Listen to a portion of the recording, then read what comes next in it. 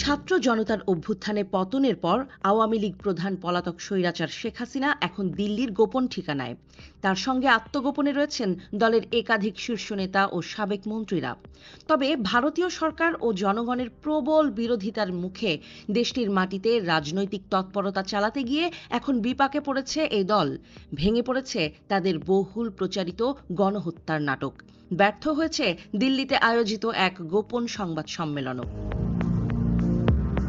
ঘটনার সূচনা বুধবার সন্ধ্যায় দিল্লির একটি হোটেলে হঠাৎ করে ঘোষণা করা হয় বাংলাদেশে গণহত্যা চলছে, এমন অভিযোগ তুলে সংবাদ সম্মেলন আহ্বান করেছে বাংলাদেশ হিউম্যান রাইটস ওয়াচ নামে একটি কথিত মানবাধিকার সংগঠন, যার নেতৃত্বে রয়েছেন শেখ হাসিনার ঘনিষ্ঠ সহযোগী হিসেবে পরিচিত মোহাম্মদ আলী সিদ্দিকী।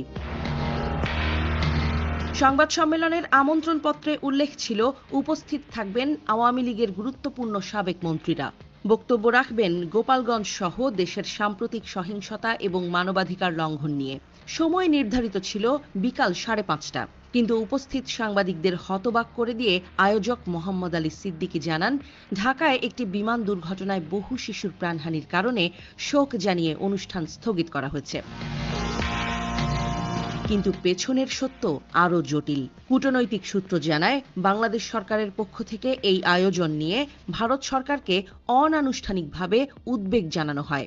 বিশেষ করে শেখ হাসিনার নেতৃত্বাধীন সরকার পতনের 1 বছর পূর্তির প্রাক্কালে এই ধরনের বিতর্কিত রাজনৈতিক কার্যক্রম প্রতিবেশী সম্পর্কের জন্য হুমকি হয়ে দাঁড়াতে পারে বলে সতর্ক করা হয়।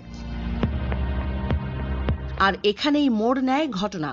ভারতীয় প্রধানমন্ত্রী নরেন্দ্র মোদী সরাসরি হস্তক্ষেপ করে অনুষ্ঠানটি স্থগিত করতে বলেন বলে দাবি করেছেন সংশ্লিষ্ট কূটনীতিকরা।